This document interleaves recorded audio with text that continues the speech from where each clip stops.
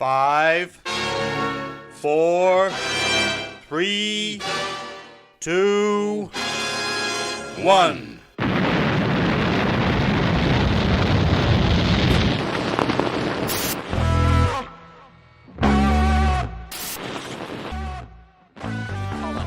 the edge of the box is Madden. Madden trying to manufacture the shot, gets it away, it's there! Oh my word! What a goal from Paddy Madden! The Irishman strikes again! And is that the goal that's going to send Stockport County back into the Football League? Should probably take that off, shouldn't I? Well done, I was going to having a great night of it tonight. Hello and welcome to what has been officially recognised as the second best football podcast in the northwest of England. You know, you write an intro. Joint second. Joint second. Well, no, we're second. We're second. We're second. You know, you write an intro and spend all day thinking, "Oh, I'm quite clever for coming up with that." And then Philip Lloyd at 6:57 just comes in and says the exact same thing. So now I look like a joke thief. I'm just basically James Corden now, aren't I? Brilliant. So this is, of course, the Scarf Macawa War, your weekly helping of all things county, with the second placed myself, Nick Lee, and the also second placed Russ Johnson. Russ, how you doing, man? You good? Yeah, I'm all right. Yeah, I'm very good. Just getting over. I'm getting over Monday. Or should I say, yo, yo, yo? No. And yes, Nick Lee. Yes, Liam Cash. Hey, should we do all that? The keeper? I don't know. I already want to die after 5 seconds of it. I don't know how they do it every day. I know. Grown men. Shall I tell you what we've got on for tonight? Oh, please do. I mean, we could have had a little chit chat, but we'll have a chit chat about the awards in a minute, won't we? That'll be our chit chat. Our designated chit chat sphere. Yeah. We are going to talk about Swindon on Saturday, the FA Cup win, the convincing FA Cup win. We're going to talk about Newport coming up this weekend. Look forward to that match. We've obviously got Liam Cash with us, head groundsman at Edgeley Park. Yeah, that's right. Yeah. We'll talk about you. We'll talk about that, and we'll talk about grass length at length. Wow. Yeah. Have I got into sepia tone on my camera? Yeah. It's like you're coming out. Oh, there we go. Oh, what's going on? I don't know. This is the best day ever. I thought Monday was the best day ever, but this is even better. this is even better. Grey hair, sepia tone. It's all matching. We've got a poll, a live poll today. I want you to have a look at that. We'll discuss it later with the ground improvements. Do we want corners? Do we not? But that's not the poll. The poll is what we're going to call it: the Vita Arena or Edgeley fucking Park. That's the poll. They're your choices. Have a go at the poll. I mean, I don't think the second one will sound good on Match of the Day. I think it'll sound ace on Match of the Day. I do. Thank you to Geordie Hatter for that naming. Thank you to Geordie Hatter for everything. Yeah, just thanks to Geordie Hatter. Yeah. What a lovely bloke. And the usual stuff. If you are online, please do like us. If you're listening back, please do like us. If you are listening to Spotify, iTunes, please rate and review us. Most of our listeners are on iTunes, aren't they? This is doing my head in, this sepia tone thing. I'm loving it. But don't press anything because it might go to like dog ears. You might end up with like a little dog nose and dog ears.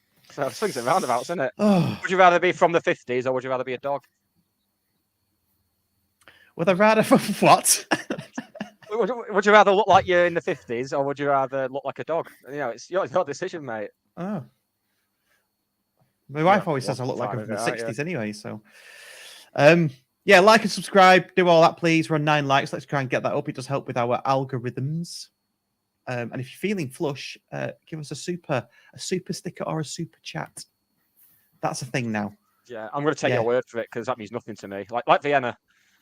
Not got a clue. And also, I enabled something for this as well. Colours for how long you've been a subscriber. Oh, is that the new thing that you were teasing? Yeah, I don't know if it's worked. I mean, I can't tell. I guess you will tell if you've some sort of colour on your account has changed. I don't know. I don't care. We don't get anything for it. It's just a bit of fun. So there we go. Right, shall we get into it? Shall we talk about the Swindon game on Saturday? should we do admin first, as Oh, we mentioned like sorry. 3.5 minutes ago? Yeah. Okay. It's a quiet one for admin, isn't it? Yeah, it is quite one. Geordie Hatter's show, and he's online as well, John, as well. So go on, you do Geordie Hatter's show. It's good to have him. Like, yes, Jonathan Baker, aka Jonathan the Geordie Hatter, aka the man who gets us up on a Saturday morning, so to speak. He is back. Yeah, you love that, didn't you? He is back on. Yeah, we've had enough innuendo on Monday night, mate. You don't need any more. Oh, it was Ranks.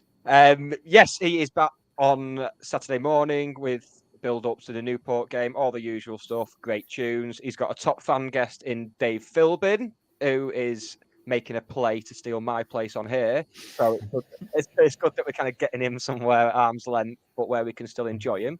It's the best. I think he's getting far too big for his boots. So yes, that is available on the Mixer app. And you can also, if you look at our little banner that's going to be going across right this second, bang, there you go. All the details are there of that. Which is good, isn't it? It's good, isn't it? Yeah. Infinite content, Mustafa. Infinite content. Infinite content. Everything now.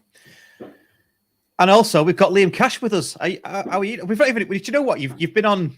You've been on at least once before, possibly twice before. I didn't even introduce you because you're just part of the furniture at County and at the podcast. Welcome, Liam Cash. Well, it's actually a hat trick. I was waiting for. Do I get a ball in a glass box like Soccer AM used to do? Yeah. I was just waiting that to be somehow put through my screen. No, I'm all right. Thanks for having me. In a full Soccer AM fashion, you get a ball in a box and some casual sexism. So Brilliant. Well done, everyone. Like it. Yeah. Like No, it. but that latter is true, isn't it? That latter is true.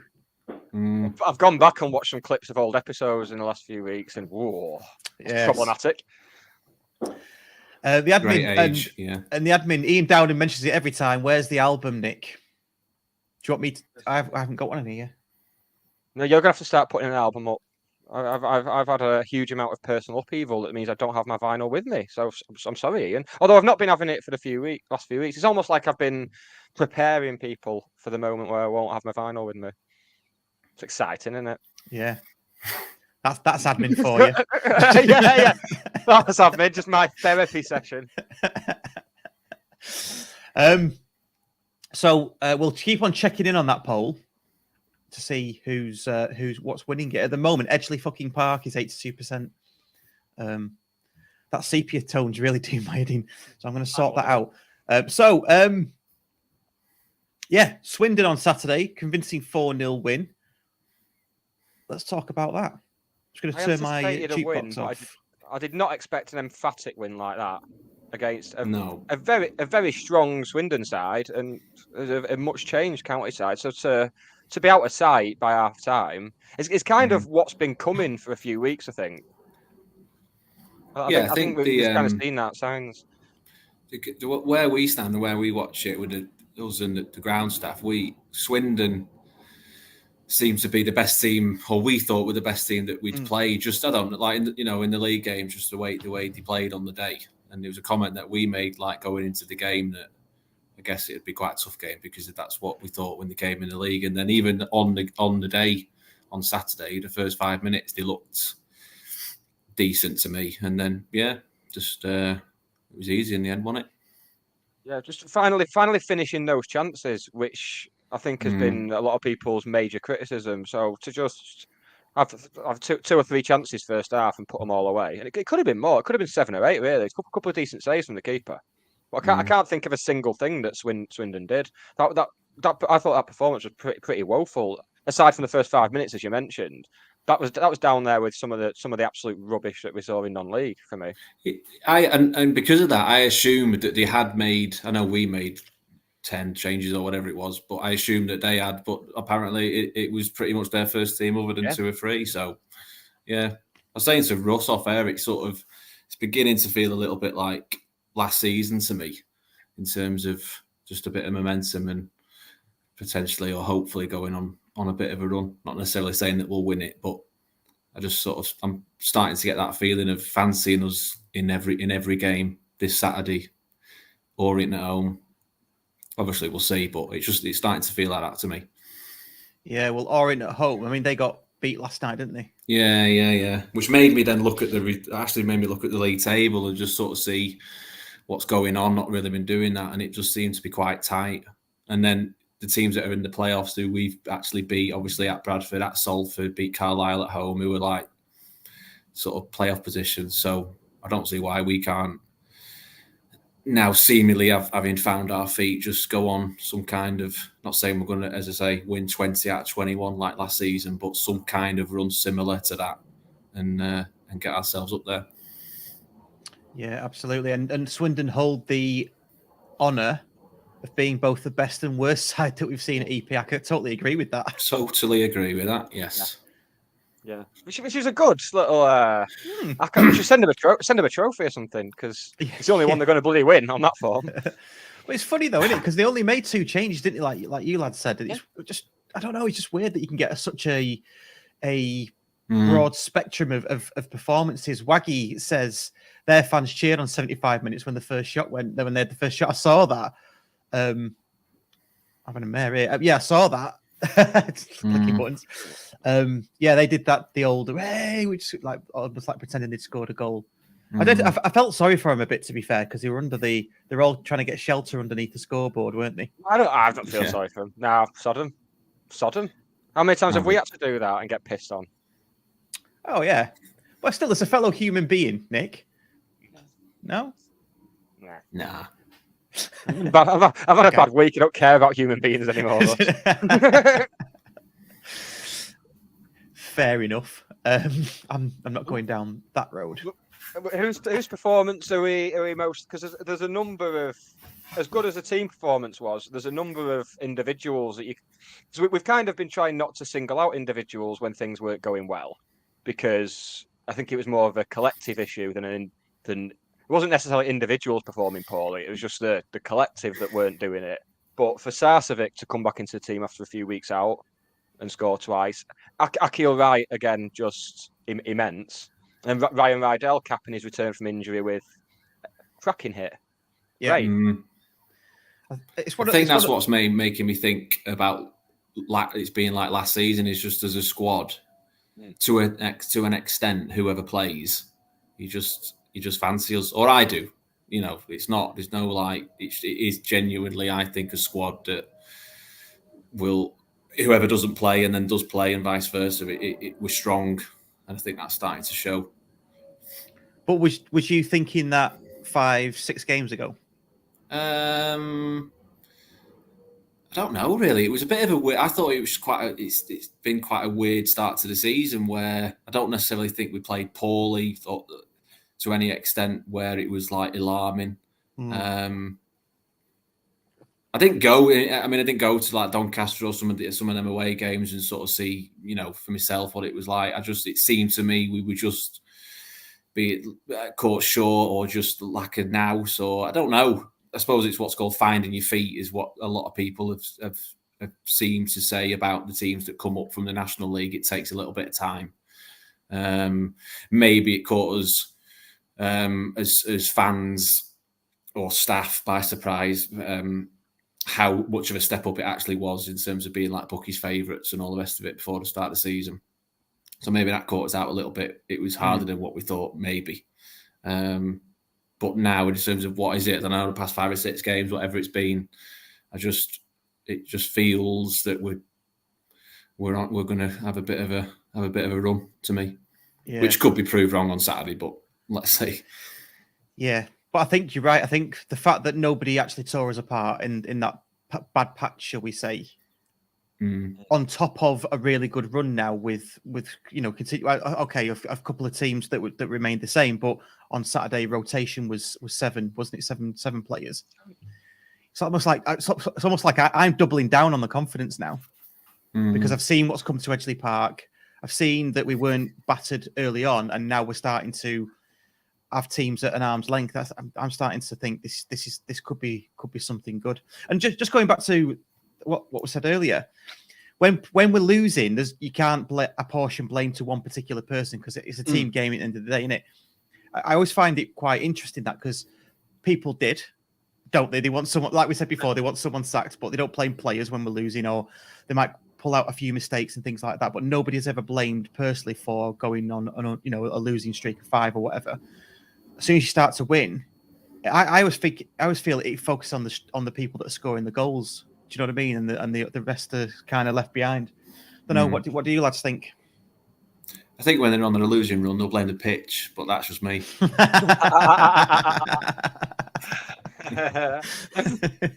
yeah, the goal, like the forward guys. Yeah, no, I totally agree. I think Kyle Wootton, I think, has been a real plus point, hasn't he? I think for whatever reason, people seem to, as you say, Russ, I suppose, now we're winning, people then start to seem to notice what he does. Yeah. So it must be tough being a target man when you're not winning. You know, having to hold the ball up when you're not getting the runners beyond, the cohesion isn't there. But I think the main difference for me is Croasdale being back in.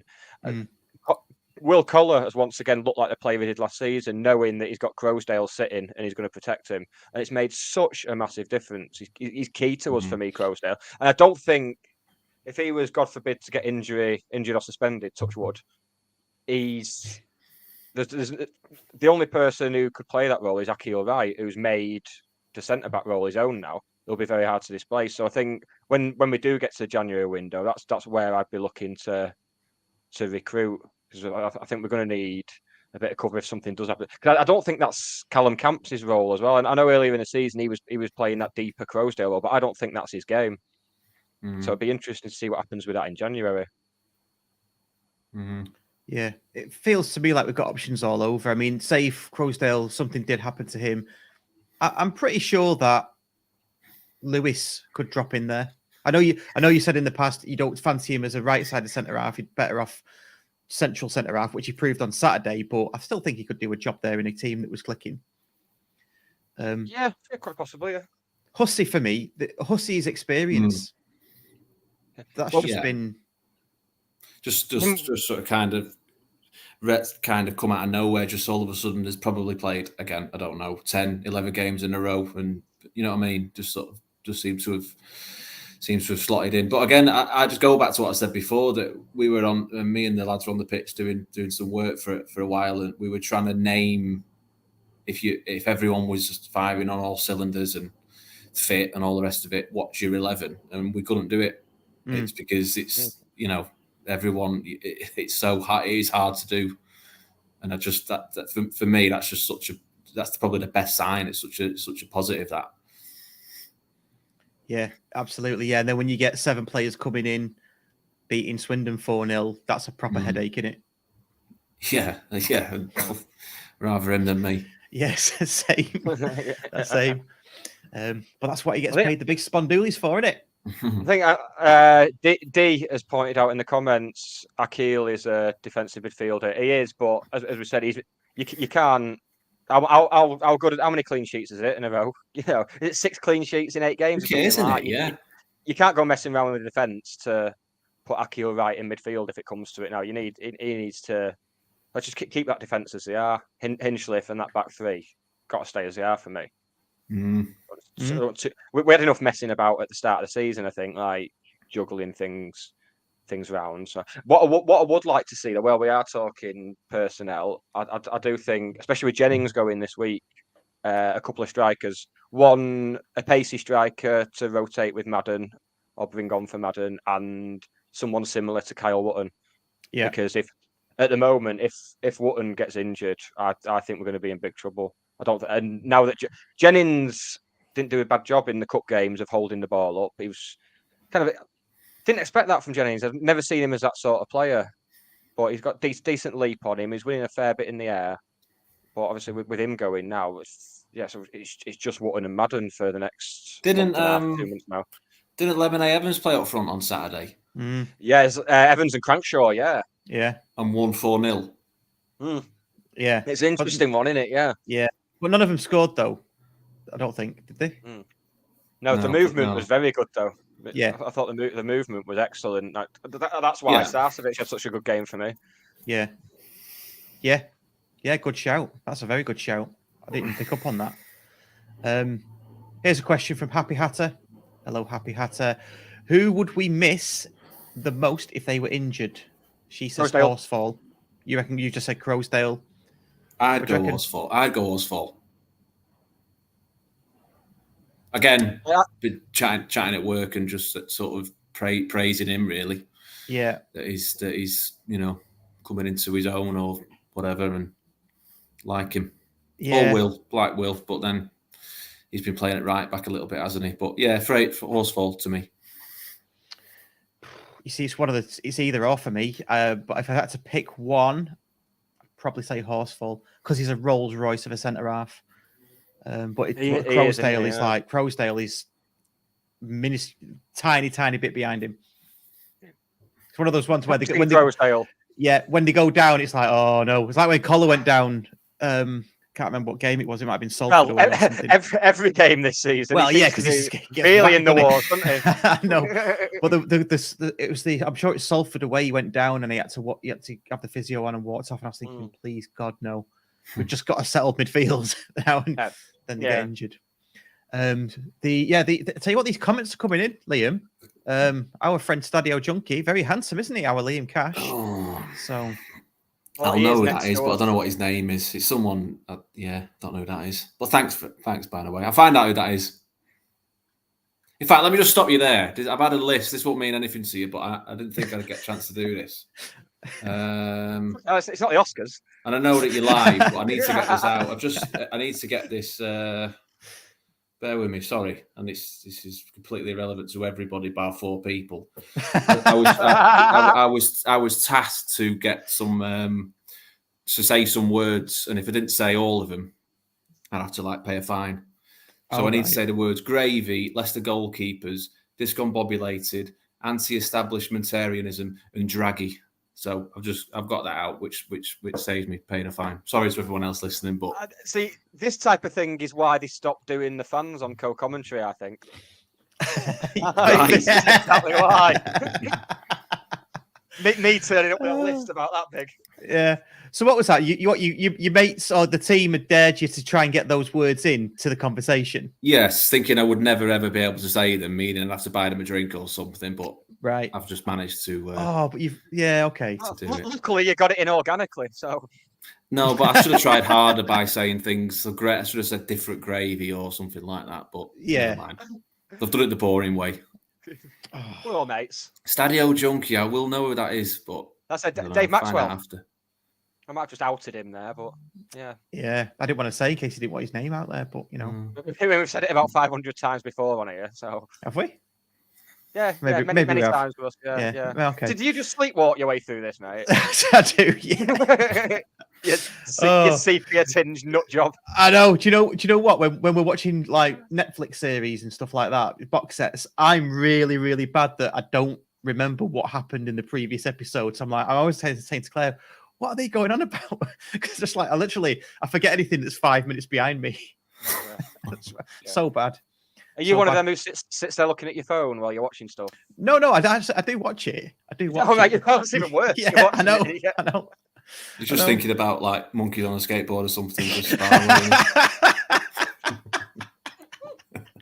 yeah.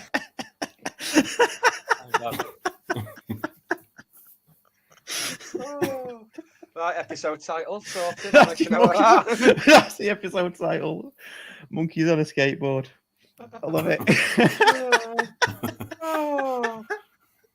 The trouble is now, but when I'm going to be watching Gangs of London later, that's what I'm going to be thinking about. I'm going to be sort of thinking about monkeys on a skateboard. And of course, before we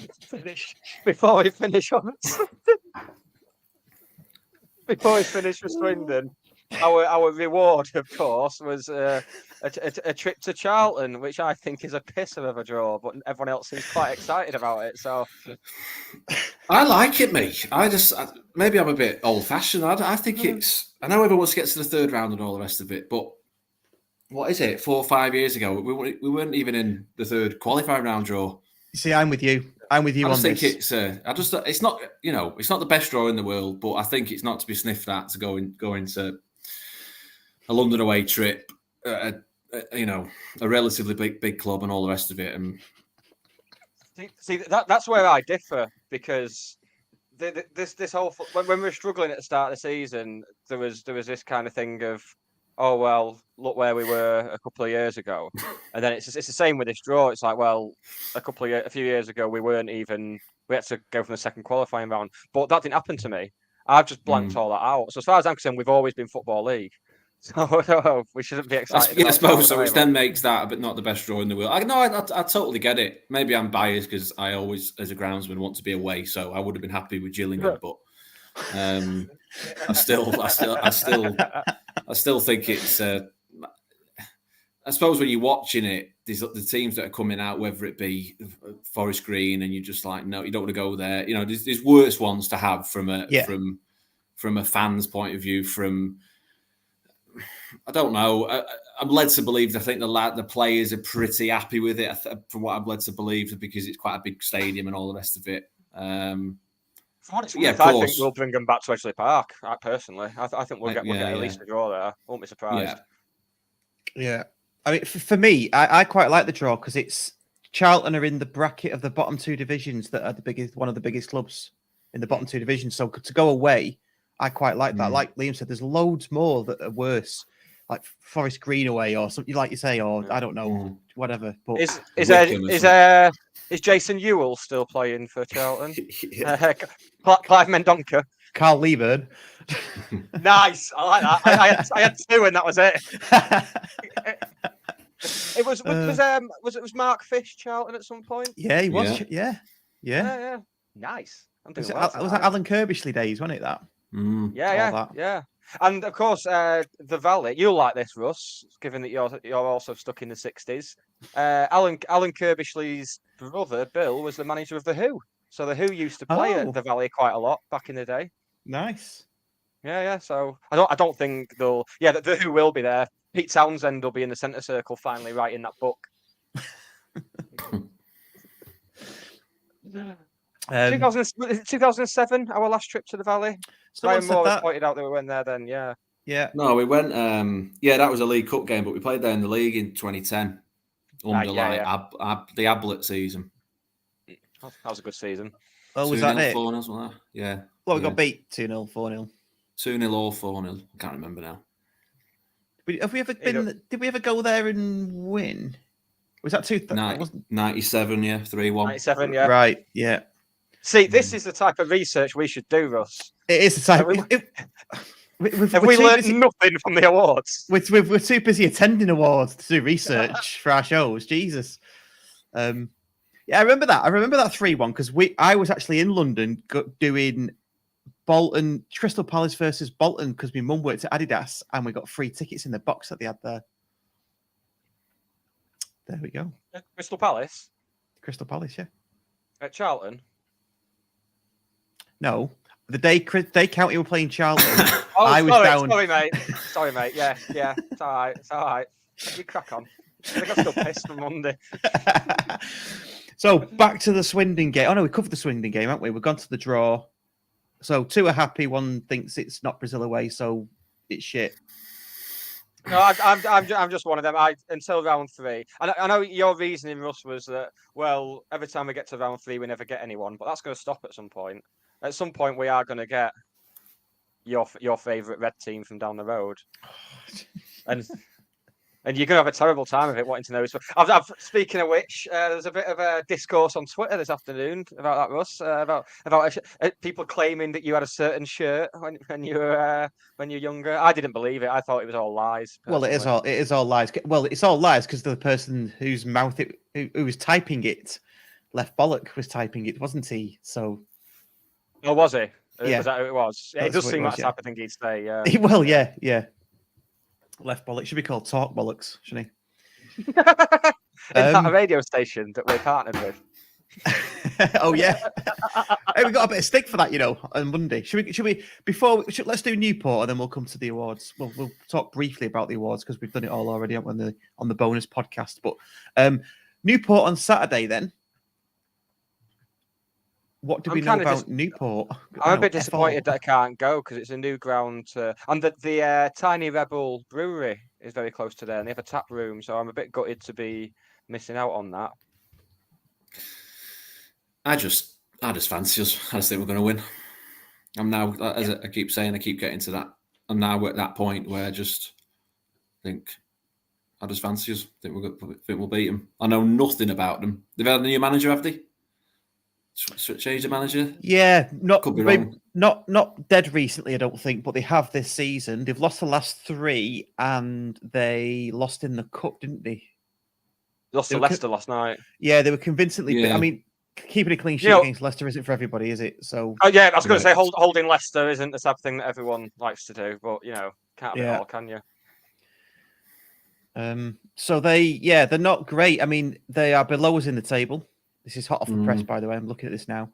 Yeah, they're below us in the table. They're on 16 points. I personally think we'll do them as well, just based on those very loose facts that I've just read out.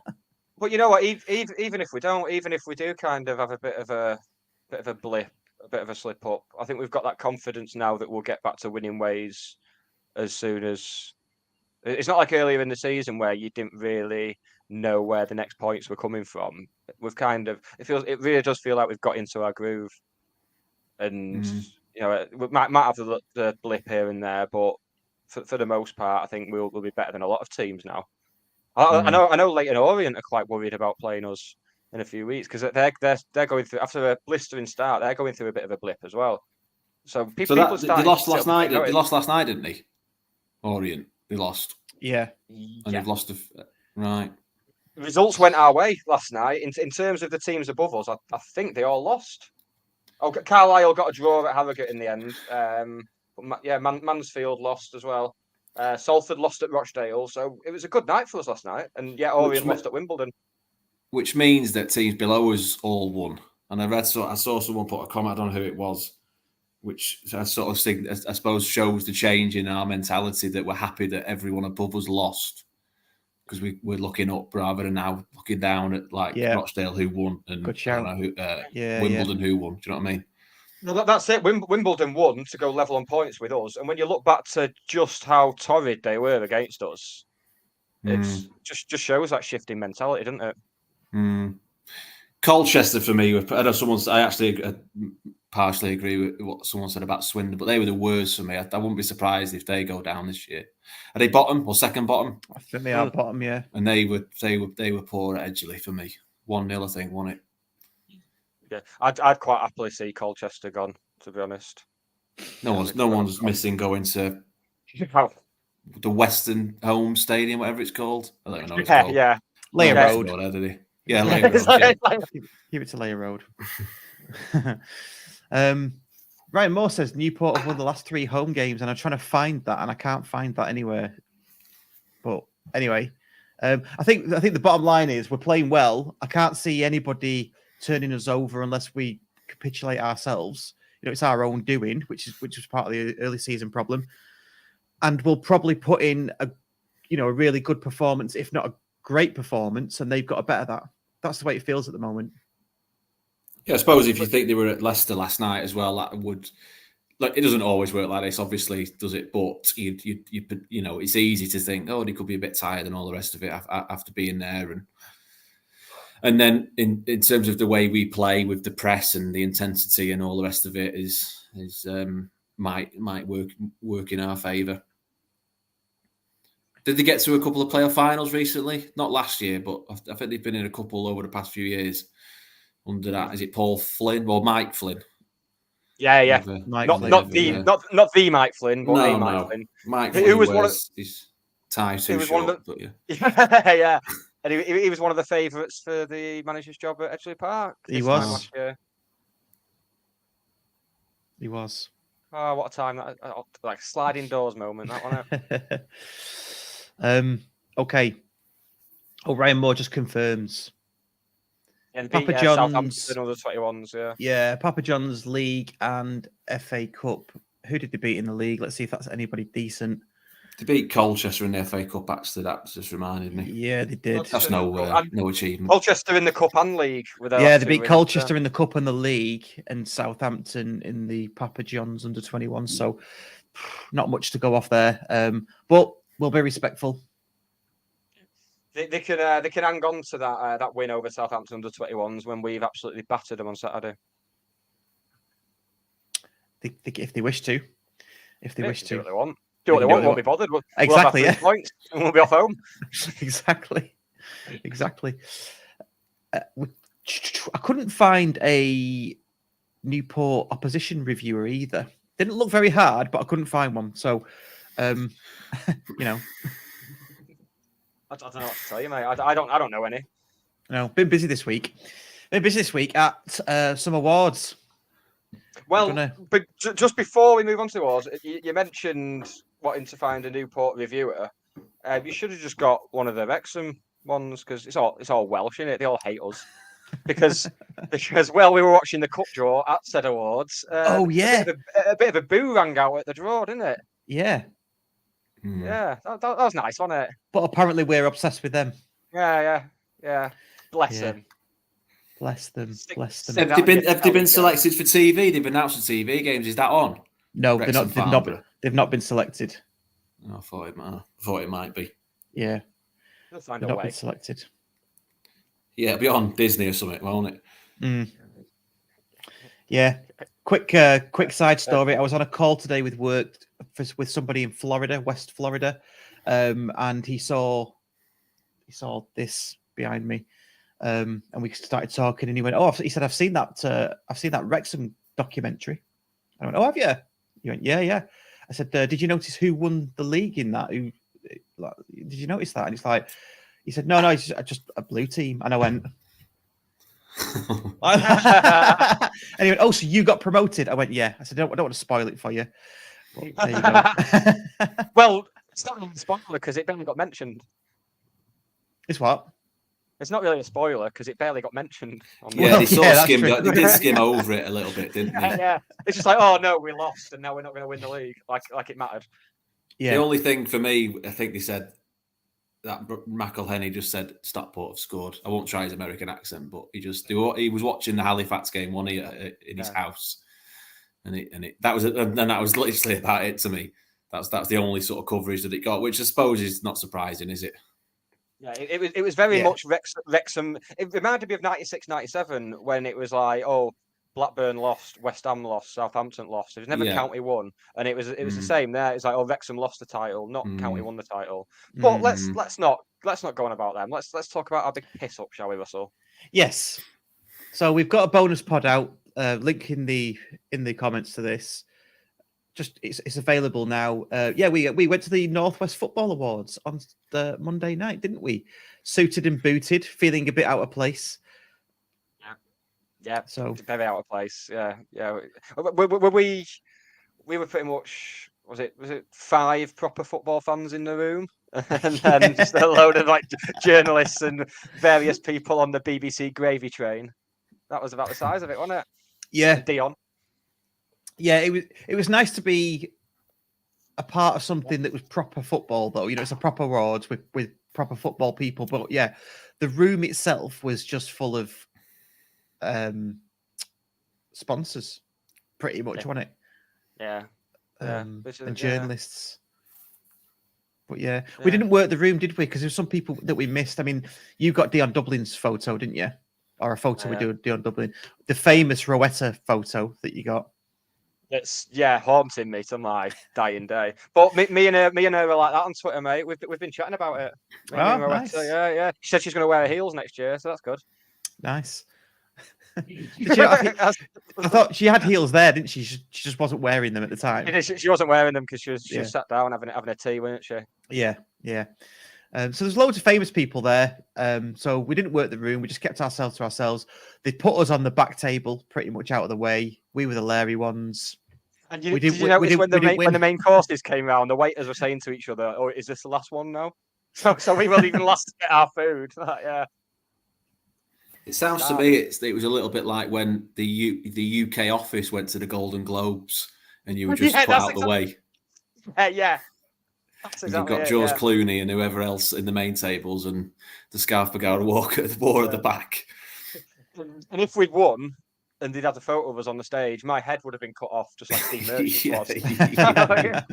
Yeah. No, but congratulations to the Boundary Park Alert System. Matt, Dave, and Andy, and a really good speech. He thanked honestly, he thanked. Oh no, he said it was for Gary Neville, man of the people. Which I don't think anybody got, apart from a guy on the table next to us turned around. He was like, "Yes, ha, ha, ha, ha," like that. I don't think anybody else got what he was saying. Well, they weren't invited to give a speech. I just heard the host Edgeley Barber saying, "Is it clean?" So he's obviously grabbed the mic off her and said, "Hey, I'm doing a speech here." Yeah, but yeah, they don't give ruffians like us a bloody speak time for speech, do they? Jesus. No. So yes, that was our escapade on Monday. We'll be back next year, won't we, Nick? We'll be back next year. Yes, we will, and we're gonna just be a rowdy table again, because I think that's what we should offer every time we go. I want to be known as them rowdy idiots at the back. Yeah, I'll have a drink next time. We'll get the and I'll join in. We'll get an Uber. We'll get an Uber. Yeah, but yeah, the special podcast is available. It's a little 20-minute episode from before, after, and during. I didn't realise when you sent me the files to edit, Russ, that you'd captured the moment that we didn't win. Yeah, yes, yes, I did. Yeah. Thanks for that. I thought we'd do a before, during, and after. Okay, just while I remember, please do like the video, subscribe, all those good things. Yo, yes, Nick, subscribe and like the video, do all that sort of good stuff. Just keep vamping while I get the thing ready. Just keep doing it. Keep doing it. You got an air horn, have you? Anyway, we have got a vote on just for fun. Vote the Scarpa podcast vote. Which do you prefer for the new name for Edgeley Park? Do you prefer Beta Arena or do you prefer Edgeley fucking Park? That's the vote. At the moment, 81% are saying Edgeley fucking Park, which I'm with. I think 80% are just fans of profanity more than anything else. I don't think they've seen the word either side. Yep. Good stuff. Okay, Liam, did you get your thing ready? Nick, by the way, Just did it. Oh, can't hear anything. I don't know what to tell you, mate. It's doing it. No. I don't know what to tell you, mate. It's happening. So. I don't care. This is why Lad Bible aren't paying us to do a podcast. Oh, and one more aside about the table we were on. Obviously, we'd watched the City Extra podcast and were basically praying that we weren't sat next to them. And then the fella and his girlfriend were making it really nice, and it was so annoying. Yeah, Freddie and Natalie, really, really nice. Yeah, yeah, and they've done some research on us as well. So yeah, had they?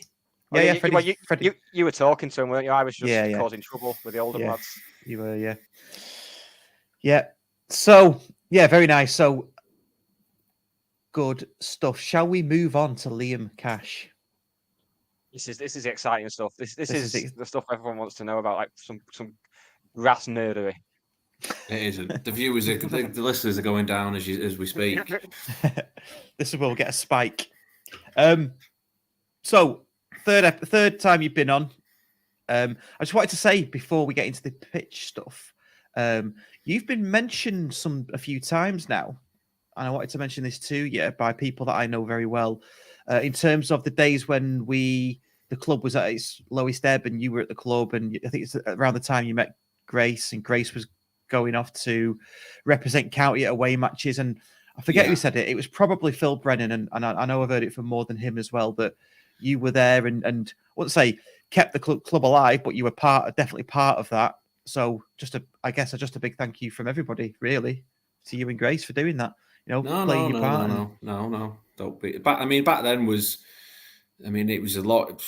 Best part of 10 years ago, and it was me personally. I was sort of joined the club or came back to the club at the time, where just in hope that we would be, I don't know, we would go on the rise, and it just didn't transpire like that. Certainly that sort of, what season would it be, going out of the National League, and they would, as you've all explained in various podcasts, and there's no true way of putting it, they were dark days, and I think a lot of guys behind the scenes have their own stories to tell, or it was a tough time, from fans to staff to players to it was But no, in terms of a thank you, I was paid to do a job, and I was doing that job, and it's different, very, very, very much different now than it was back in 2012, 2013. But I appreciate it. No, that's okay, mate. So I mean, from those dark days to the conditions that you're working in now, tell us about that. I think last time you came on was when the rugby posts, the foundations of the rugby posts were taken out. Yeah.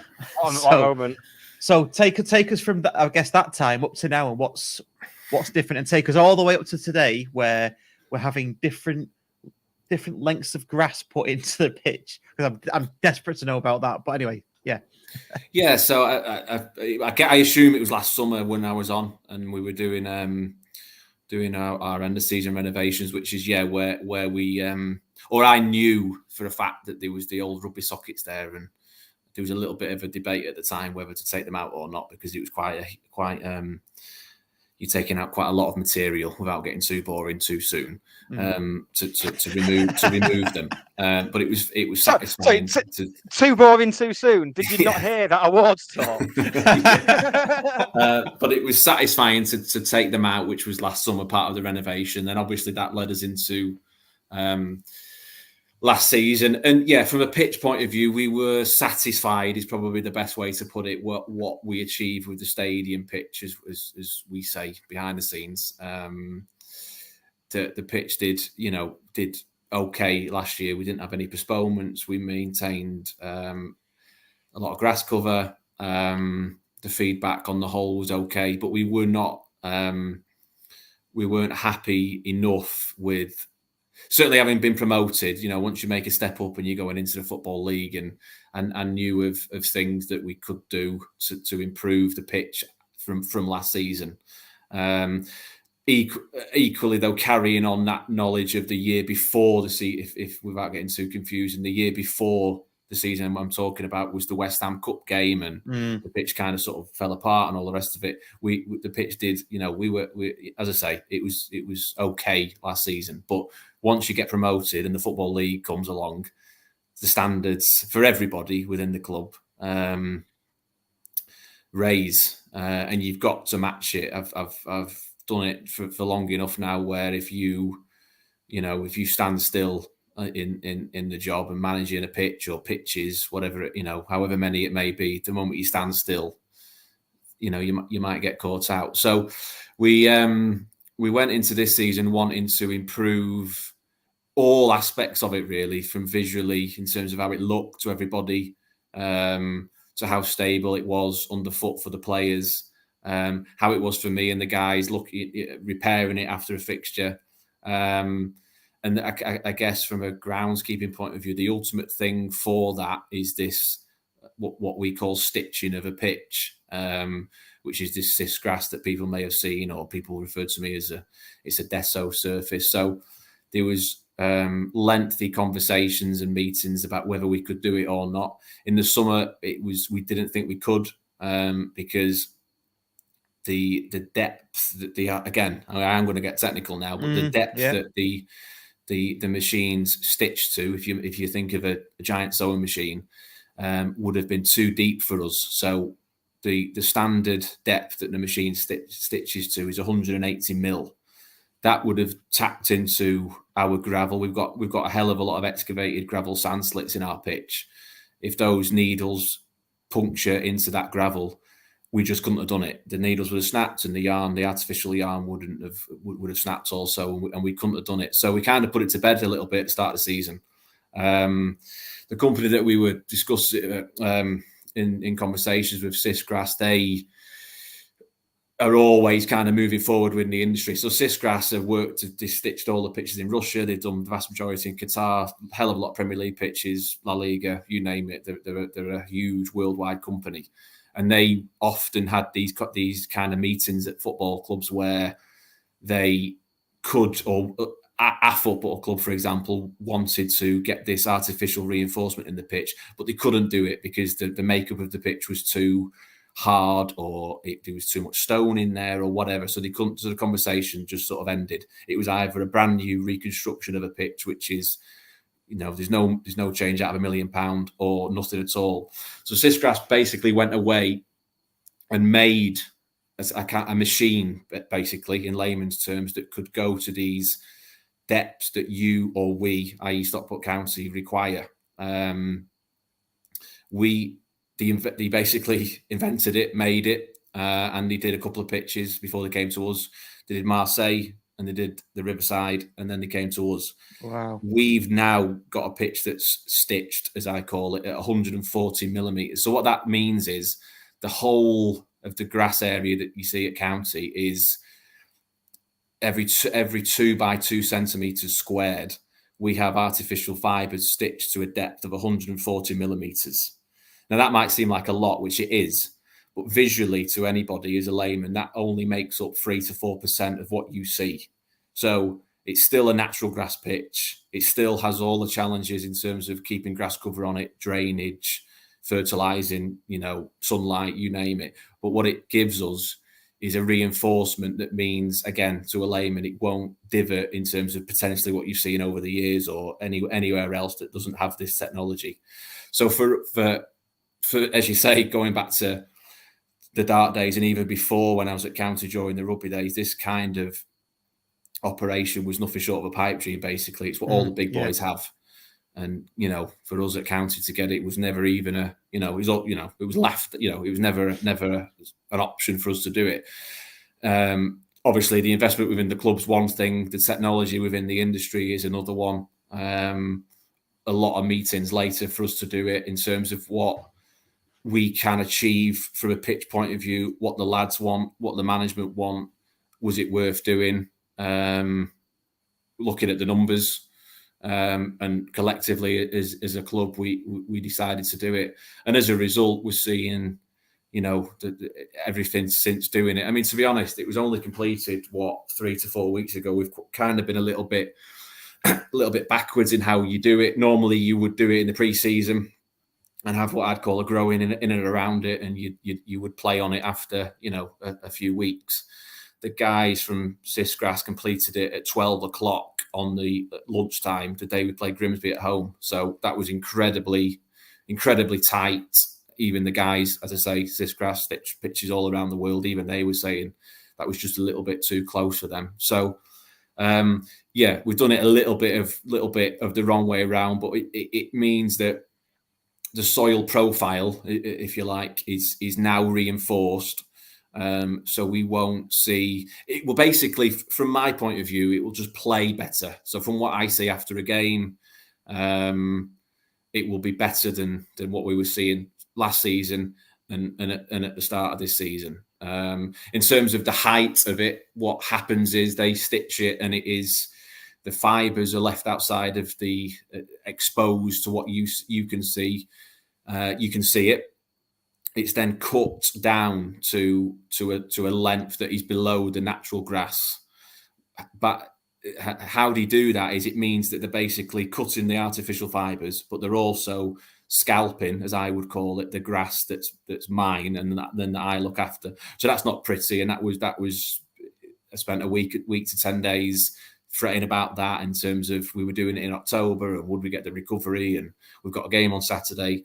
So the artificial fibres are below the natural grass, but you will not in time. You may from the sideline, you may see bits and pieces from whether it be a linesman's run or behind the goal, because we've only just completed it. You may see some of those plastic fibres, but in time, it's nothing that anybody would see. It's still a natural grass pitch, but it's now reinforced in terms of it can't chunk apart or divot. It's a lot easier for me and the guys to manage after a game.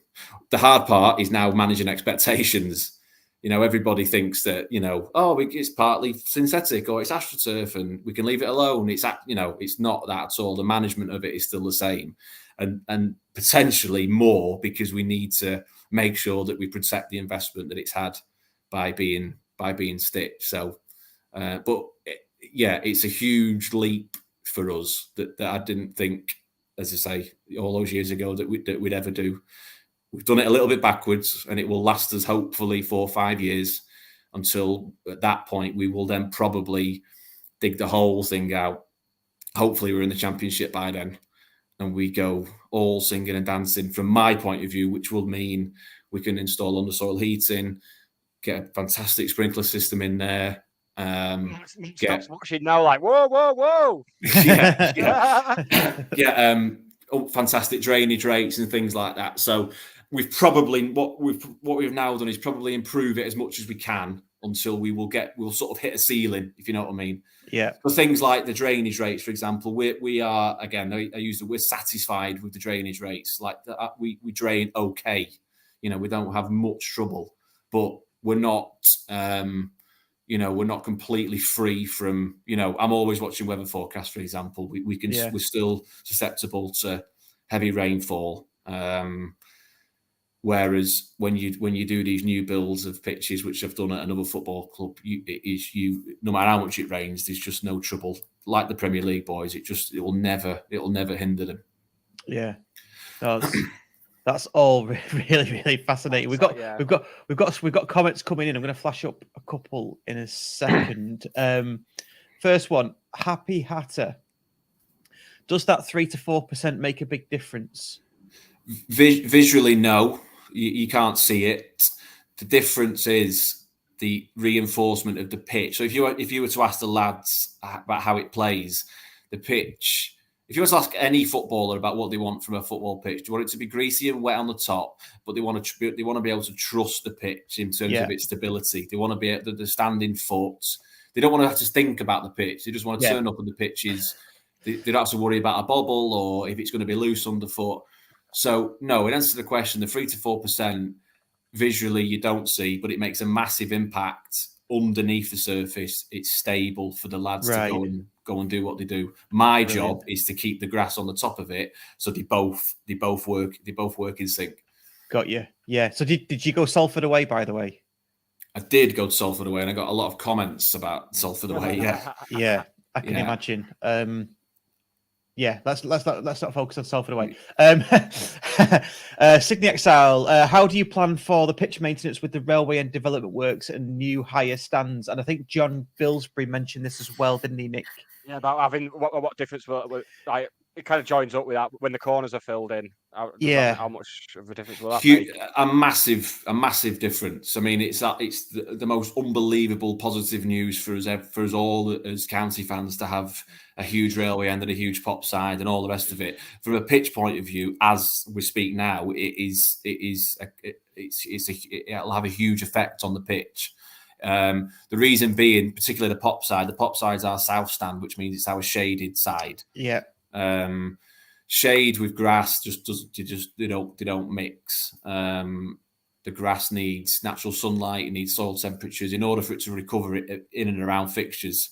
If I was to say to you this morning, and certainly going into December and January, that if the sun's shining and you can see the shade line, the pop side as is covers half of the pitch in shade. If you were to double that or even treble, the pop side height, that means for 4 or 5 months of the season, the whole pitch goes into darkness and goes into shade, and therefore into dormancy, which means I can't get a reaction from the grass, and it will go into winter dormancy sooner than it does already. So that's the issue we face. But we have already had very early stages of discussions how we're going to counteract that. United don't move out of Old Trafford because that's how high, or St James's Park, how big that is. The answer to it from a groundskeeper point of view is, well, not just this, but a huge part of it is the supplementary lighting. We have a couple that we use. We run it along the pop side and the shaded side, or some of the high wear areas. So there's discussions to basically build, as we're building the stadium, or the club are building the stadium, part of the business plan has to include the pitch management of it, which means an investment in these artificial lighting rigs, which then that's another challenge in itself for me in terms of how we use them, how often you use it in one spot. But ultimately, it's how all the big clubs do it. So we'll have, we'll have to manage it, and we will manage it. But again, in answer to the question, as speaking now, if the pop side and the railway end was to go up tomorrow, it would impact on the pitch hugely. And those I don't know what they're called, natural light machines. Whatever, I don't know what they're called, but I mean, obviously they emit light onto the pitch. How does somebody operate that? Because what do you do? Is it automated, or do you put it somewhere, go off for a brew for half an hour, do a bit of Sudoku, come back, move it a bit, and then do the same? Is that how it works? How does it work? No. So they can be on timers, but to be honest, you can leave them on there for a period of a minimum of 16 hours in one spot.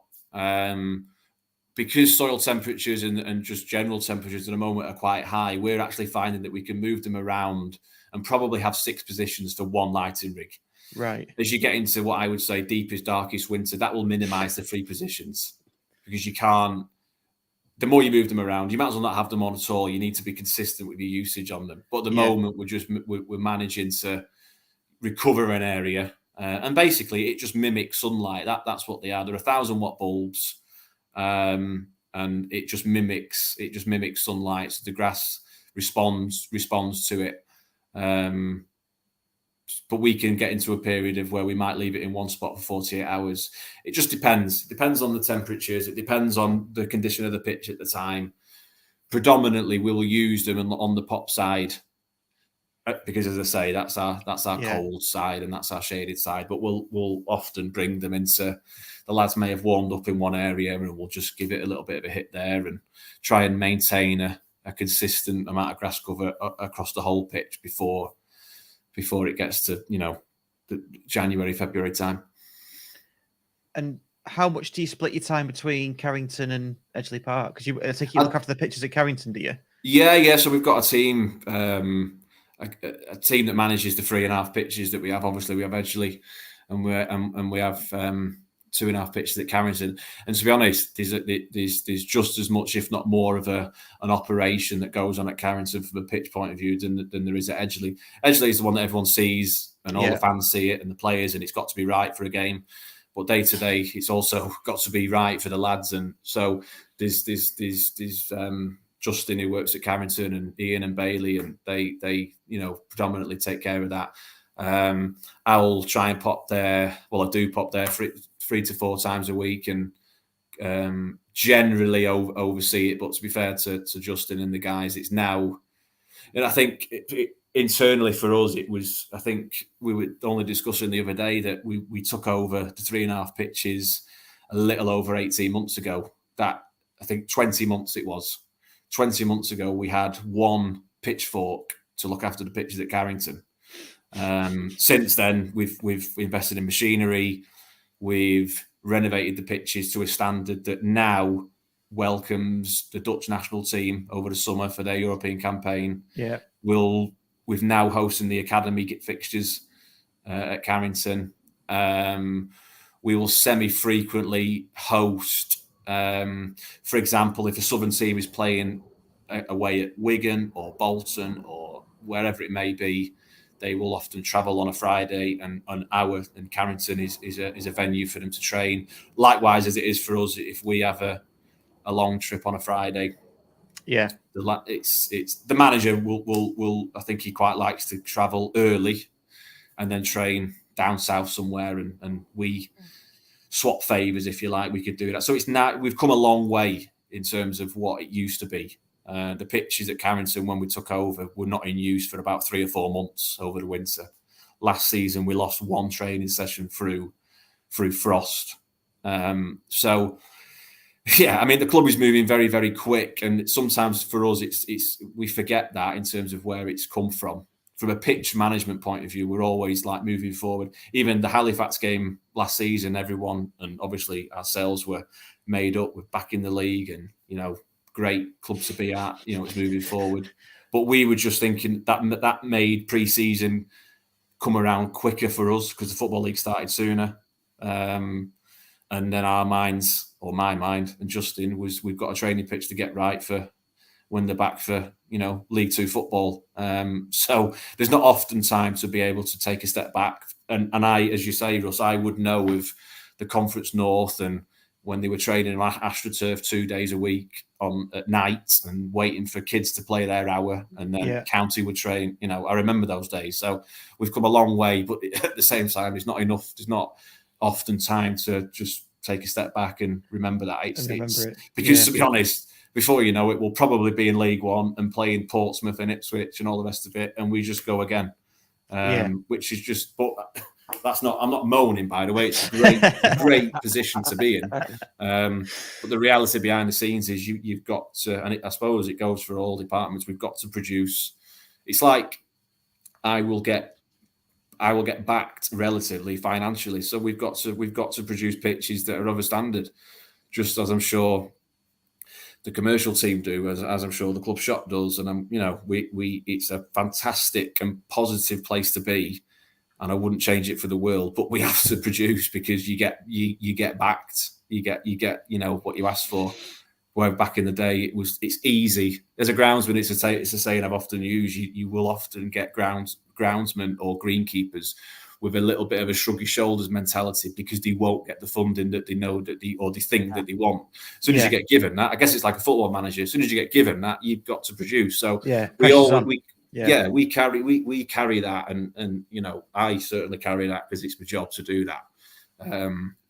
But recently, I've been trying to take a little bit of not a step back, but just like, wow, we've moved it on a lot. And then you see things like the plans for the stadium, and we're lucky to be at the club at the moment, and long may it continue. Yeah, love it. How did you feel when there was thousands of people running around on it in May? Did that change things? Was it like the Blossoms gig all over again? No, in May it was not an issue at all. What was potentially a little bit of a worry was the Bolton game. When they were on then. In May, it's that, I mean, I will shout at the best of people for being on the pitch. However, in May, after winning the National League, fill your boots. Bolton was, just potentially a little bit of a worry, because for us as ground staff, at that time, we're going into the winter. The grass, as I've already said, goes into dormancy and potentially doesn't recover like you want it to. So, as great as the Bolton night was, that was potentially a headache. It wasn't. We recovered the situation fine, got through it, no issue. But no, this the Halifax that was what we were all dying to see, and it all got a little bit scary towards the end with the run that we had, didn't it? And it was just a fantastic day all around for us, and nice actually for me to just momentarily switch off from the fact that work's working, because we all, even up until kickoff, we're sort of trying to think of little tiny percentages how we can improve the pitch, whether it be moisture and how the ball moves across the grass, but just for that moment, it kind of made the whole season worthwhile, and then opened up this whole world of being back in the league and what that means for everybody. So it was a great day. That. Love it. Plus, I think we shouldn't be pitch invading for a first round win anyway. FA Cup first round. Very non-league, that, isn't it? Yeah. But then that gets me back to that Charlton draw. All of a sudden, it's not good enough. Charlton, but beating Bolton, pitch invasion. Yeah. Well, me and Russ were both, after the Bolton game. Me and Russ were both shouting, "Think of Cashy! Think of Cashy, you oits!" And I was stood there watching, but even then, you can't, there's nothing you can do about it. It was a great night, wasn't it? So oh god, it swings and roundabouts, I suppose. Were you tempted to, when Alex Scott was hosting the show on BBC, were you tempted to be like, "Hey, get your heels off"? No, never my pick. No, I was more interested in the guy who took the trophy and nicked it. Didn't he? We're at the away end, so we didn't really see what was going on. So, but I do remember the story of the guy nicking the trophy and walking across the cheese line. Apparently, they loved it though, because my reaction was, "God, I bet they'll never come back," because there was a pitch invasion and the trophy was nicked, and I think they had to go off air quite early. But apparently, that they loved it because of, I don't know, is it the authenticity of that's it? Yeah, I think that was the feedback that the club got. I think, don't quote me on that, but I think that was the case.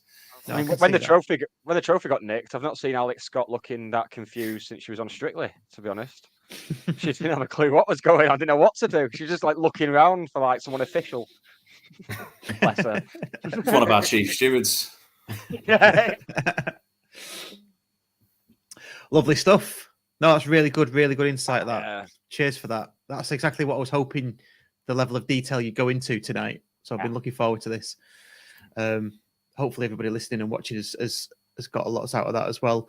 Okay, it's probably a good time to start thinking about wrapping up because we've been on an hour and 10 minutes, believe it or not. It's flown Time by. flies, doesn't it? That's what grass does to you.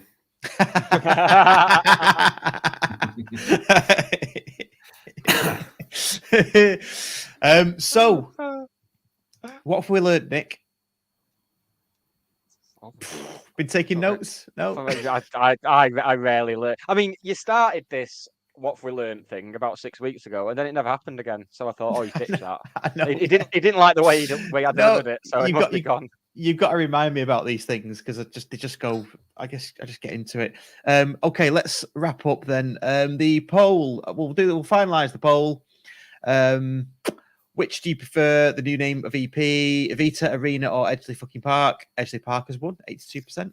Well, even if it did become the Vita Arena, people are still caught. It's like with the stands. I saw someone in the comments before say, "Well, what about the stands?" And it's the pop side and the main stand and the railway end to me.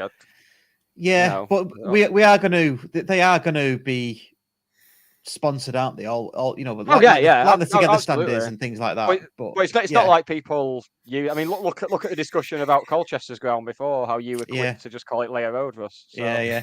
This is on you, mate. No, it'll always be Edgeley Park for me. Always be Edgeley Park. We have got a blog coming out soon from Adam Sundell about what should be named the new stands. He had a bit of a so it's food for thought, I would say. Yeah, the Russ Johnson popular side, I say. That's what I'm going for. Well, why not? Would you not like to be immortalised like that?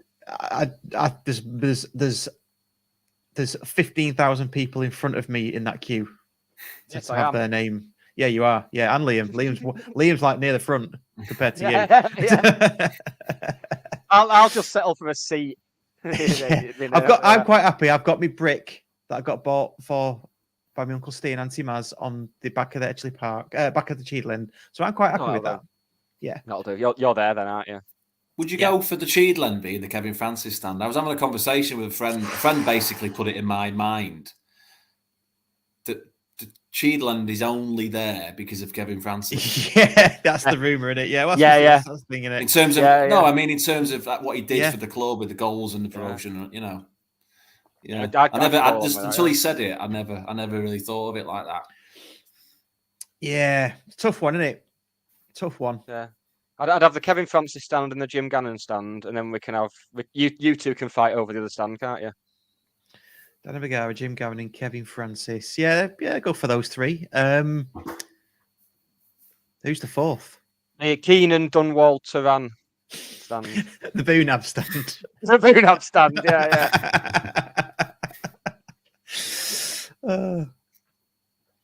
Yeah. Don't know.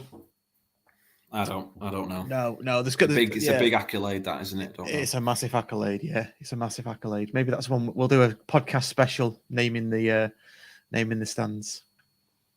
Or we might just leave it here and just let it fester. I mean, I've had the whole stadium named after me on Football Manager, so I don't really. I've had it. I'm done, mate. I'm past it. Right, good stuff. Let's leave it there. Just another reminder, final reminder, please like. We're on 30 likes at the moment. Please like the video. Please subscribe. Please rate us on anything that you're listening to us on Spotify, iTunes, Amazon, all those. Any podcast player, please do rate and review us. That'd be really, really useful. What have we got coming up next week? We've got Dave Thompson next week. Thompson this week. Excellent. We have. And then beyond that, it's a myriad of guests. And we'll probably start to stitch in as well. See what I've done there, Liam. Stitch in some of the World Cup chat as well as the World Cup gets underway. Yeah, should we get the Oldham lads on for that at some point? They're yeah. I mean, people who support shit non-league teams like Oldham they're always into the national team, aren't they? Yeah. Well, that's a good idea. We'll get them on for a joint podcast where we're on the same team for once. for once. Right. Thank you very much for listening, watching, and we will speak to you next week. I'm delaying to try and find the video. See you later. Bye. I do this every week.